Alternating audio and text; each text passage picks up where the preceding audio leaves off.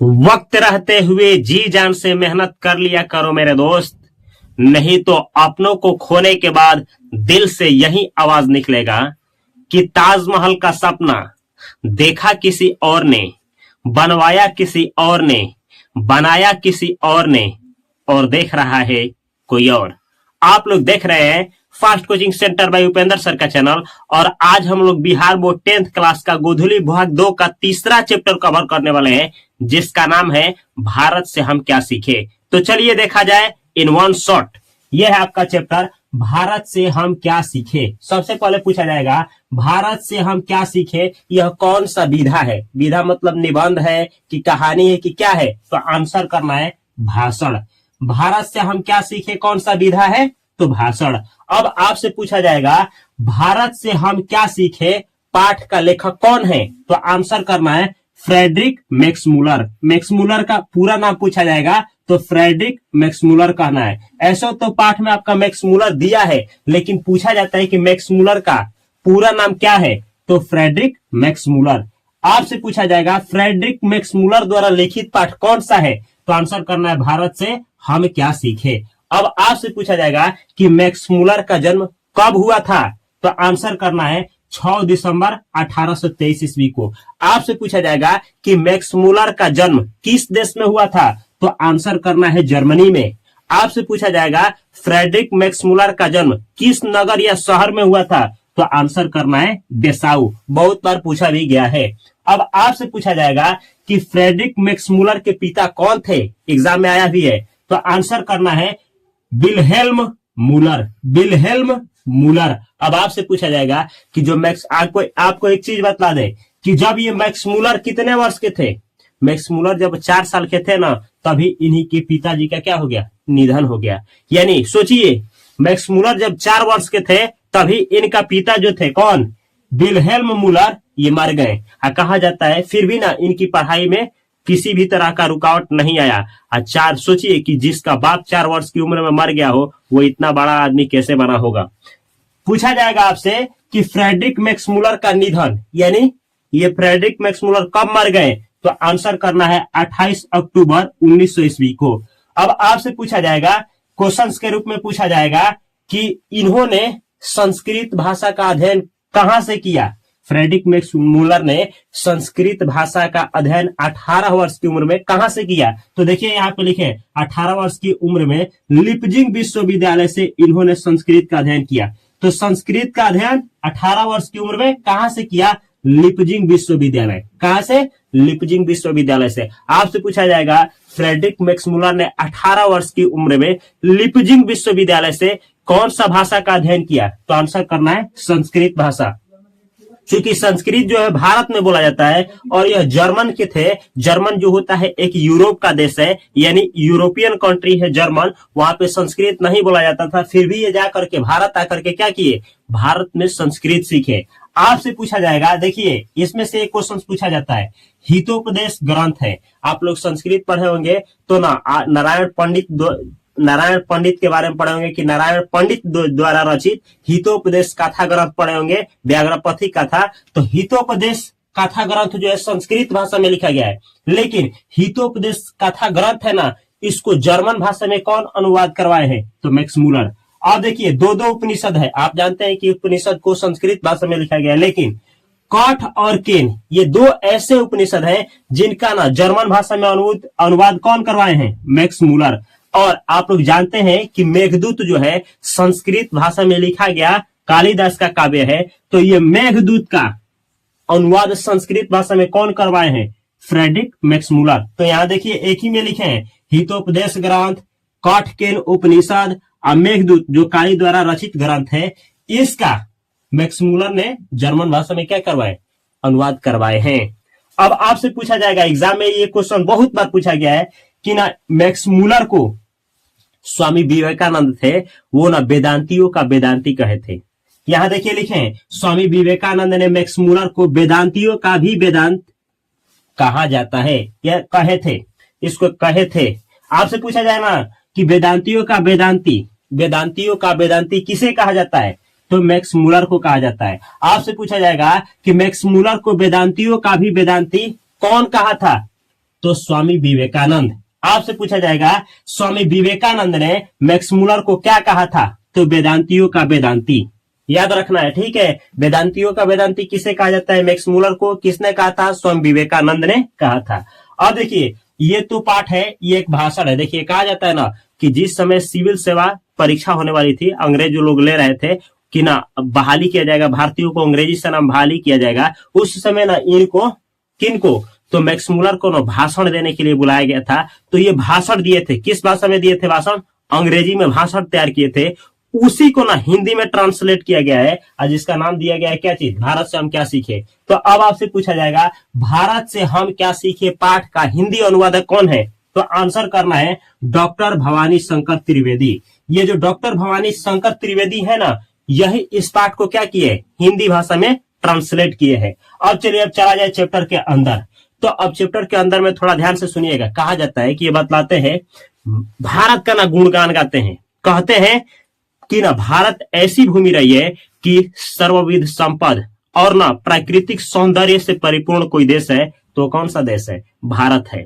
कहते हैं कि अगर हमको विश्व के बारे में बात करने को मौका मिले और ये बतलाना हो कि विश्व का सबसे सुंदर और सबसे अच्छा देश कोई है, यानी इस पृथ्वी का कोई स्वर्ग है, तो हम कहेंगे कि वो देश कौन सा है, भारत है। और ये बतलाते हैं कि इतना ही नहीं, अगर ना हमसे ये पूछा जाए कि मनुष्यों ने अपने मस्तिष्क का सबसे अच्छा तरह से, कहाँ के मनुष्यों ने उच्चतम रूप से क्या किया है, यूज किया है, उपयोग किया है, तो वह देश भारत ही होगा। इतना ही नहीं, ये कहते हैं कि अगर हमसे कोई पूछे धर्म के मामले में कि धर्म का उद्भव किस देश से हुआ, तो उसका भी नाम हम भारत ही लेंगे। ये कहते हैं कि धर्म का भी जन्म कहाँ हुआ है, भारत में ही हुआ है। जैसे कहते हैं कि वैदिक धर्म हो, चाहे बौद्ध धर्म हो, चाहे ब्राह्मण हो, इन सभी का उद्भव केंद्र यानी उद्भव जन्म स्थल कहीं रहा है, तो भारत ही रहा है, यानी भारत ही जन्म स्थल है।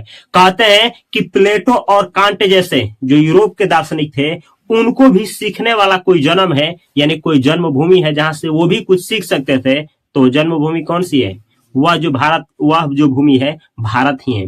ये कहते हैं कि देखिए बतलाते हैं कि अगर कोई आदमी ना सीखना चाहता है, कुछ सीखना चाहता है, तो वो सीखने वाली भूमि भी कौन सी है, भारत भूमि है। इतना ही नहीं, कहते हैं ना कि किसी आदमी के क्या है, कोई आदमी किसी फील्ड में ज्यादा जानकार है, लेकिन उसको न केवल उसको क्या मौका नहीं मिल रहा है कि वो अपने टैलेंट को दिखा पाए, निखार पाए, तो उसका ना मौके का निखारपन कहाँ आ सकता है, अगर वो चांस भारत में मारे, प्रैक्टिस भारत में मारे, ट्राई भारत में मारे, तो निश्चित रूप से वह सफल हो सकता है। इतना ही नहीं, ये कहते हैं कि देखिए भारत जो है ना, वो ज्ञान बांटने का हो चाहे ज्ञान लेने का हो, ऐसा संग्रहालय कोई धरती पे है, तो वह देश कौन सा है, भारत में है।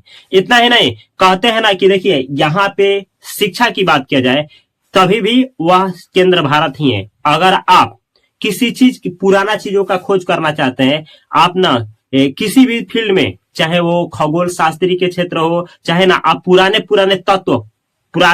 तत्वों की, धातु अधातु की जानकारी लेना चाहते हैं, या फिर जमीन के नीचे जो सिक्के दब गए हैं उनका जानकारी लेना चाहते हैं, जीव जंतुओं का हड्डी का जानकारी लेना चाहते हैं, यानी अंग का जो कहाँ दब गए हैं जमीन के अंदर, आप उसका उत्खनन करना चाहते हैं, तो एक मौका भारत में अवश्य मार लेना चाहिए, क्योंकि भारत में इसका क्या है, केंद्र ही रहा है। भारत में ऐसे आपको बहुत सारे अपॉर्चुनिटी मिल जाएंगे जिससे ना आप सफल हो सकते हैं। इतना ही नहीं, ये कहते हैं कि आप सिक्का की जानकारी लेना चाहते हैं, जैसे क्रेशियन हो गया, पार्थियन हो गया, यूरोपियन हो गया, ऐसे बहुत सारे मुद्राएं जो है भारत में उपलब्ध है।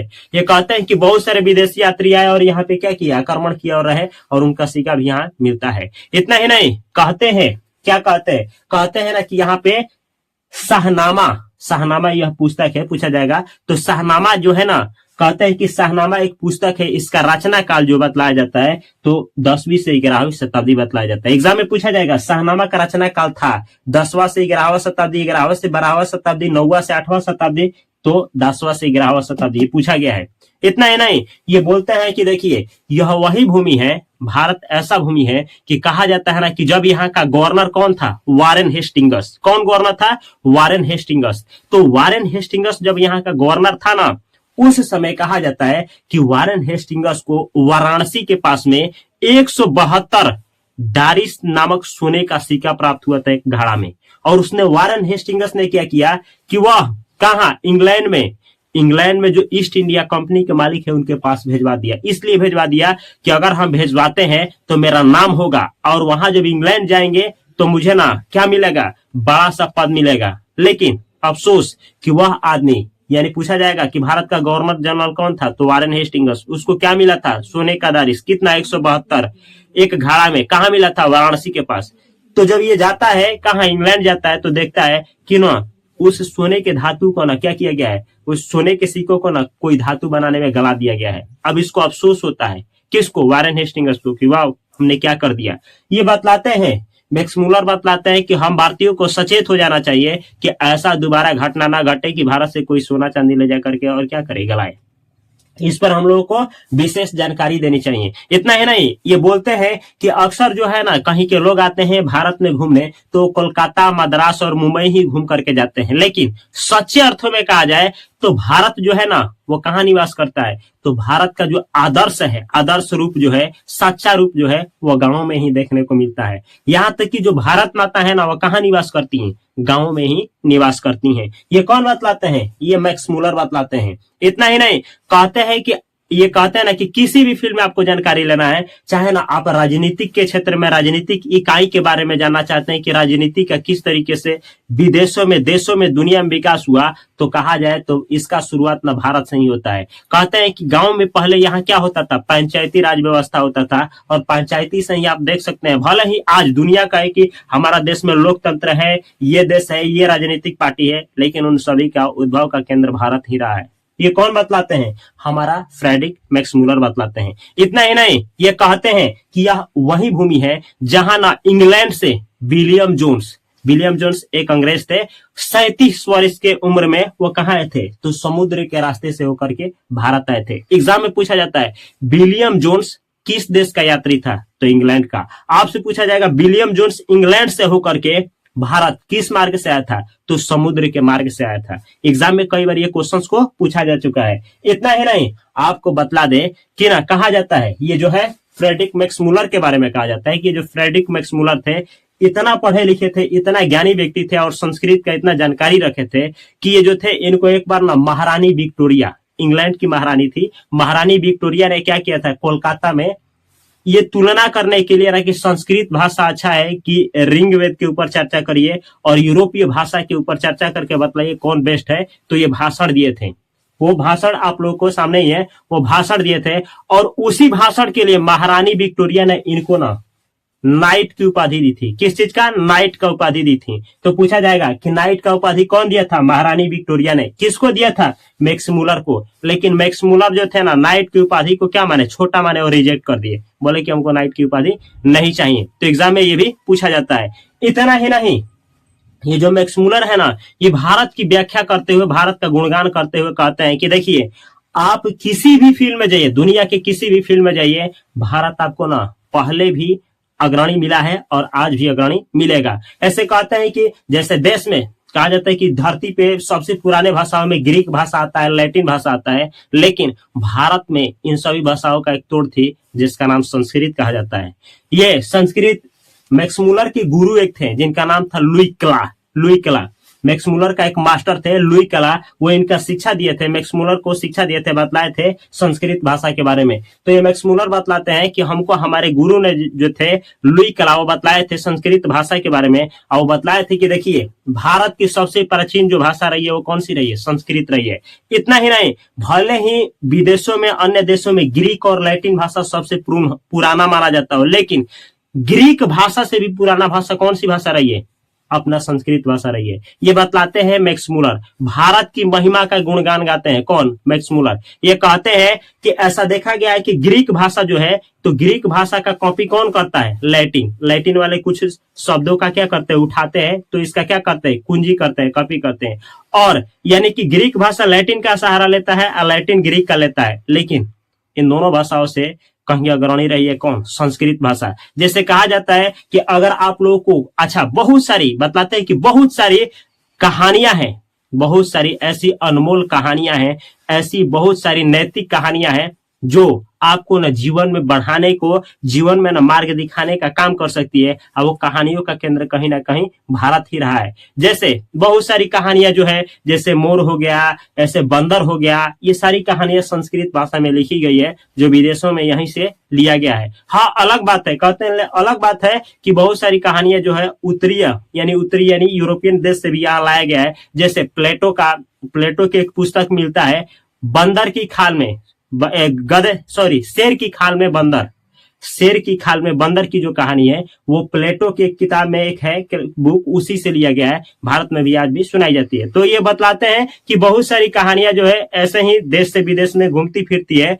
ये हो सकता है कि आवागमन व्यापार हुआ हो, उस समय हुआ हो, या फिर लोग हैं फैलाए होंगे किसी तरह से, उसके ऊपर नहीं जाना चाहिए। लेखक कहते हैं कि देखिए, जब ज्ञान की बात किया जाए, जब मस्तिष्क की विकास की बात किया जाए, जब ये बात किया जाए कि किसी भी समस्या को सोल्यूशन प्रदान करने वाली कोई जन्मभूमि रही है, कोई धरती रही है, तो वो भारत भूमि रही है। आज भी भले ही बहुत मुसीबतों को क्या किए, झेली है, लेकिन आज भी इस मिट्टी में वो सामर्थ्य है कि अगर इसकी महिमा को जाना जाए तो आज भी ये बहुत सी बड़ी समस्याओं को क्या कर सकती है, चुटकी में हल कर सकती है। और वह भूमि कौन सी रही है, वह भारत भूमि ही रही है। तो अब यहाँ से कुछ क्वेश्चंस पूछा जाएगा ऐसे, सच्चा भारत का दर्शन कहाँ होता है, तो गांवों में होता है।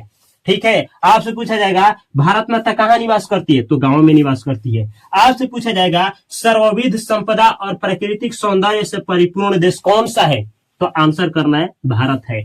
आपसे पूछा जाएगा भूतल का स्वर्ग मैक्स मुलर के अनुसार कौन सा देश है, देश दिया रहेगा 4 देश, आंसर करना है क्या है, भारत। आपसे पूछा जाएगा कि 1868 ईस्वी में महारानी विक्टोरिया ने मैक्स मुलर को कौन सा उपाधि दिया था, तो नाइट का उपाधि दिया था, जो ये क्या किए थे, लेने से अस्वीकार कर दिए थे। आपसे पूछा जाएगा वारेन हेस्टिंग्स को 172 दारिश सोने का सिक्का एक घड़ा में कहा मिला था, तो कहा मिला था, वाराणसी के पास में मिला था। आपसे पूछा जाएगा भारत का गवर्नर जनरल कौन था, तो वारेन हेस्टिंग्स था। आपसे पूछा जाएगा विलियम जोन्स कितना वर्ष की उम्र में, 37 वर्ष की उम्र में इंग्लैंड से होकर के समुद्र के रास्ते के द्वारा कहाँ आए थे, तो भारत आए थे। तो ये रहा आपका चैप्टर फ्रेडरिक मैक्स मुलर। भले ही जटिल था, लेकिन जितना एग्जाम हॉल में पूछा जाता है आपके सामने प्रस्तुत किए हैं। अगर यह चैप्टर आप लोगों को समझ में आ गया है तो इस चैप्टर को अपने दोस्तों के पास और उनके पास अवश्य शेयर करें, और मुझे फेसबुक, इंस्टाग्राम और व्हाट्सएप पे fast coaching centre by Upendra sir के चैनल को ज्वाइन करना न भूले। मैं मिलता हूं अगले वीडियो में बेहतर कंटेंट के साथ, सभी सब्जेक्ट के साथ। तब तक के लिए आप लोग संस्कृत का प्लेलिस्ट यहाँ है, और इस चैनल पे हर एक सब्जेक्ट की स्टडी होती है, यानी साइंस हो गया, सोशल साइंस हो गया, मैथ हो गया, हिंदी हो गया, हर एक सब्जेक्ट ऊपर आ जाता है। तो इस चैनल को सब्सक्राइब करके बेल आइकन की घंटी को अवश्य दबा ले, और चैनल के अंदर जाकर के प्लेलिस्ट में सब वीडियो को वॉच करिए, और वीडियो अच्छा लगा हो तो शेयर करना ना भूलें। मैं मिलता हूं अगले वीडियो में बेहतर कंटेंट के साथ। तब तक के लिए आप सभी को और आप सभी के परिवार को तहे दिल से नमस्कार। Thanks for watching this video. जय हिंद, जय भारत।